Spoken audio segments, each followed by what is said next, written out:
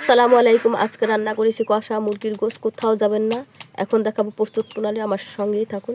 এখানে নিয়েছি গোলমরিচ, দারচিনি, এলাচ, তেজপাতা, লবঙ্গ। তেলের ভিতরে এগুলো ছেড়ে দিলাম। 1.5 কাপ বাদামি কালার করে নেব।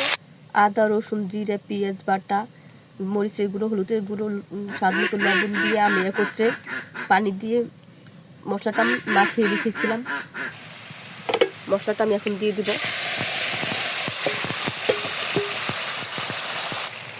মশলা আমার কষানো হয়ে গেছে। এখন গোশত আমি অনবরত নাড়তে থাকবো।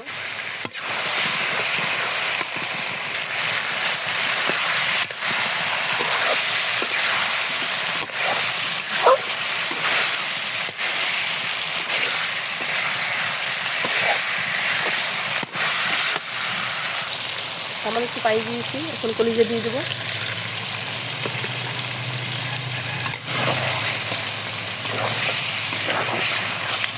মিডিয়াম আঁচে রাখবো।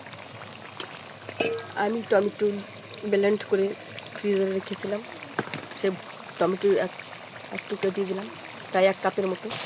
আমি আর একটু পানি কিন্তু দিইনি, সেটুকুই পানি দিয়েছি। এখন জিরা আর এলাচ এগুলো দিয়ে দেবো।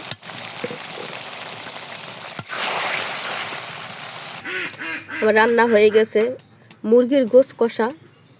আজকে পর্যন্ত আমার নতুন কোনো ভিডিও নিয়ে আপনাদের সামনে উপস্থিত হবো। সে পর্যন্ত ভালো থাকুন, সুস্থ থাকুন। আসসালামু আলাইকুম রহমতুল্লাহি ওয়া বারাকাতুহু।